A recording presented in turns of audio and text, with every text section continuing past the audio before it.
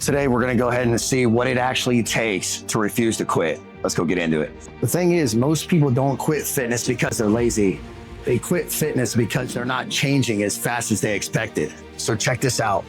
In this film, I've got two women that have trained for a full year, not 12-week plan, not a 6-week plan. They went for a full freaking year and have achieved a great amount. What you'll see in this is these two women that absolutely went through it all as hard as they possibly could, had many moments that they actually wanted to give up and not put in the work. Multiple times where the family had to change around their food and their ideas and the way in which they live their life just to support this. Again, take a look at this with us, and you're gonna go through and you're gonna hear what it actually takes to go through and make it for a full year and stick to your plans. Hey, VK, what's your favorite question that I just asked you? I didn't have to. Talk to me. What was your favorite question that you just read? There were like 30. I don't remember them all. Oh, I know. What was the one that stood out the most? I think one of the most challenging things for me wasn't necessarily coming in and doing it or coming back, because I got Letty Girl here to make it better. But I think the hardest thing for me has always been my food and having to make the right choices. Why? Because I struggle with food choices. I struggle with the food noise and the family. Making multiple meals. Making multiple meals? Yeah. Yeah, but you do know through 15 years, I've had somebody who has the same situation and doesn't struggle with separate from the family. That's a true statement, right? Probably. Sure. So VK, how do you answer that then? If somebody jumps in and says, oh, you want to tell me that this ain't hard? No, I know it's hard, but what's the objection to that? Yeah. It's hard, but what's your goal? What do you want out of it? Yeah. Their objection is, yeah. But do you really want it? If you really want it, you're going to do it. That was really me. You wanted it? Uh-huh. Yeah. Yeah. I've also never been as committed as I have been this time.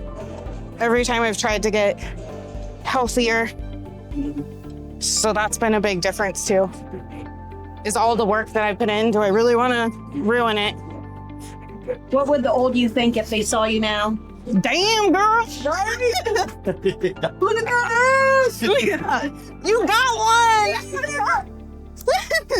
What has it been like for the family dynamic overall through the year, like the beginning of your transformation and where you are now? So the family dynamic, what did I give up? Well, for them, I had to give up a lot of my food, the food that I used to make for them.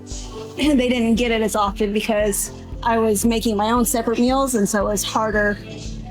It wasn't hard for me to bypass that, but it just made me not want to do it. I didn't want to cook them a whole big old fancy lasagna because I'm not eating that shit. So why the hell would I make them? Spend an hour and a half in the kitchen to make them something delicious that I can only smell and look at. But eventually, I'd say probably 6-8 months in, they started to see some of the changes in me, and especially my son and my husband, and they kind of started to get involved and wanted to do some workouts and want to eat better. And so now our meals, just in the last month or two, have completely changed, and they're eating much healthier. I'm spending a lot more money on bills and groceries, trying to keep them all healthy. But yeah, I'd say that's the biggest thing for me is just the food with them. You said about expense of eating good and bad. Do you end up saving though because you're eating at home, and then does the boys also partake in cooking and things like this? And what was the final straw for them, your family, to go, oh, okay, I'll take this serious? I think the final straw for them was they got tired of spending their own money to buy whatever meals they wanted, like the fast food meals and all that shit, right? If I wasn't making them, if they weren't going to eat what I made, then they were responsible for making it themselves. I would get them stuff to make spaghetti or do whatever, and then they were responsible for making it. And if they didn't make it, then they were door dashing or ordering whatever. And I think that they got tired of spending their money doing that and realized that I would buy more healthy foods if they were going to eat it. Now, was it like that in month one? Like, what was month one? Month one, I was making spaghetti, And you were also eating how many carbs in month one? I was like, You're telling on yourselves. You're telling on yourselves. That's like about a year now, being a year. They're close enough to tell me to F off, and the truth comes out. There it is. You knew this, you just don't remember. because I mistakenly thought that on low carb days I could still have pasta. I just have to kept it to 35 grams, so my pasta was like this big. I was eating it because it was under 35 grams. So the first month, it wasn't really serious for them either. They probably didn't believe you all the way. Oh yeah. Oh no. My husband tells me all the time now. He's like, I seriously didn't think that you were going to stick with it this long, and I'm really fucking proud that you have. It's really cool. I don't know. He tells me that all the time. Shout out to the homie. Yeah. Shout out To to the hubby. families that stick through this, because I know it is not easy, and many. Yeah. So having everybody in, or just being very good about communicating what's going to happen when you actually want to start going into the whys and things like this. Yeah. Absolutely. So what was it? What month one did you? I mean, month one, I think my husband was kind of, okay, that's what you're gonna try this time? Okay, sure. But I think now the whole family is just super supportive. They know the days that I come here. They know to expect Sundays I meet with Letty. They know, like, Not around. on Fridays and Saturdays, I don't like to cook. Lot better. And my husband will be like, all right, well, what do you want to do for dinner? I know it's not a high carb day, so what do you want to do? Like, I know you're probably going to want salmon, so what do you want to do for that? So he just he's supportive not only in what I'm doing on my schedule, but what he's, kind of acknowledges what my food days look like, which is really good. And I don't feel like there's no pressure to be like, oh, well, let's go out and do this. I know it's not, a high carb day, or I know it's not on your plan, but do it anyways. Like, he doesn't have anything like that. He's always just really supportive of it. Yeah. It helps. Mm-hmm. You guys getting angry? Oh, Angry? no. Not so much anymore. No. No. No, I used to, but I think it was because I wasn't high enough in my protein. You tell a brand new girl that from your job that wants to lift, but she won't do it. How do you get her in here? And I don't mean Well, with me. I was like, you don't have any availability. Not yet. So not with me. And that's one of the things too I want to do a good job with eventually, letting people know it's not to come see me. It's how do you walk into that gym and stay? 2,000 members join a gym every year in one gym, and there's thousands of gyms on every corner. 2,000 will join and only 40 will use it. Isn't that crazy? And so what do you go tell the ones that are scared to do it? And it's just fear. Yeah. A percentage of them will go to the parking lot and not come in. Gladstone just opened up, and I've signed up for it. I haven't been though, but I go to Crunch and Shawnee with her and meet her. And I'm a little nervous to go to the one that's in Gladstone just because I've never been there. Hey, while we're talking about this, I get ADD. Jason Klein, what's up, man? We were just talking about this just a few minutes ago, so I'm glad you got hired, and I'll see you soon. So Letty's probably gonna pop in there and say what's up to you. Let's have that beer, man. But yeah, so even though I know how to get in there and use the machines, I'm still kind of hesitant because it's a new setup, new place, new whatever.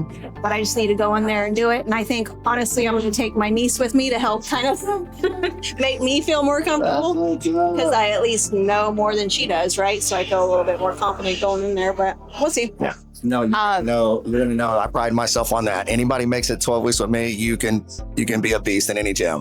Why did you quit? Why didn't I quit? Yeah. Because I didn't want To get what? I wanted to get better. I wanted to be hotter. And you're competitive as hell. Oh, yeah. I would say you're just competitive, and you're like, I don't never want to freaking feel like that again. Yes. You're ready to fall. Remember that day? Like, that was hard. It was really hard. Did you go home and tell your husband, like, this guy's freaking crazy? I'm not doing this no more. I was just like, I puked. Yeah. And it's like, who cares, huh? Yeah. That's the real woman. And I think it was harder for me to quit because I had an obligation with her. That's it? Just that simple. I mean, Yeah. I think that once I was already ready to make a change, to make myself committed. So I think that I was in the mindset, I didn't have to be convinced. I wanted it. I knew I wanted it. And I think having somebody to go with so that I didn't feel stupid or I had somebody to feel stupid with me made it easier too. So I was already there mentally. I just needed to take the action to do it. Yeah. Yeah, because it's gotten hard. You've had some moments where you're like, this is not fun. I'm not having fun right now. I mean, I've had But then blood, having a blood, sweat, tears, and puking and that's real. in less than a Would year. you tell somebody that's probably very true of what it will take, like in a journey of like trying to transform yourself, change yourself. Yeah, and of course we know the physical changes that I keep beating on every day, right? With the running and the physical side, but what I'd love people to understand is like how damn hard it truly is at home. Yes. Every hour that you're outside of here and you really don't want to do good. Yeah. Like an hour here is hard as fuck. That's absolutely true. Should it be hard But for it's- somebody else too in their training center? Yeah, it should be hard. Anywhere in our city, it should be hard when you walk into the gym to actually get somewhere Yes. and get what you're trying to feel. Right. But what's harder is once I don't have somebody here telling me what to do, how to act, how to eat, how to do whatever, like nobody telling me, making those choices and doing those things on my own. Like it took you forever to get us convinced to actually run. Yeah. You had to make us run a lot to then make us run on our own so we didn't have to run as much with you. And that's a beautiful thing. When I get a message out of the blue, I didn't ask, and you're like, hey, let's look at here. Yes. Yeah, Does it get to absolutely. where you want to prove me wrong? Every single time. Why did it always take me so long? I eventually win. Here's how I chopped it up in year 10 of training.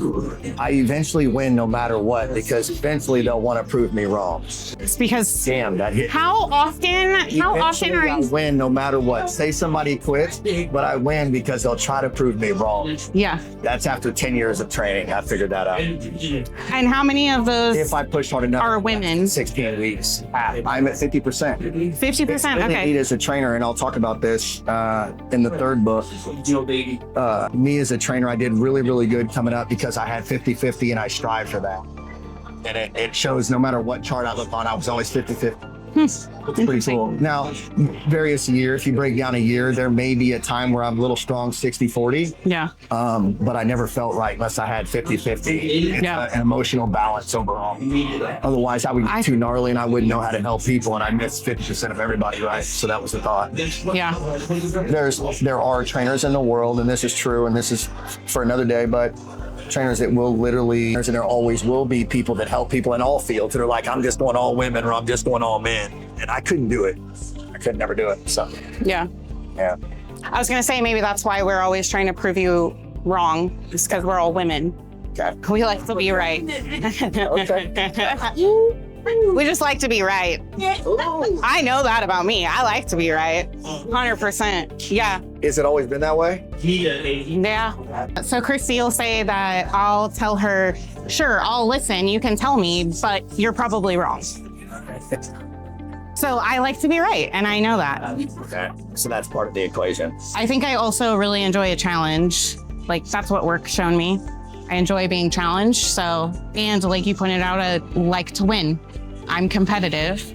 So competitive people, we can probably chop it up as people that would do good, putting themselves through their program, whether they take a trainer or whether they go in the gym, no matter what, they would probably do great if they're competitive, naturally competitive people. It would go good in business world. absolutely. It's a whole. Yeah. And I couldn't have two of my work friends going and getting themselves better and then me get left behind, because then I lose. I'm not gonna lose. Come on now. Because the rotating door is you. Yeah, I have to make Letty go first. Push the door.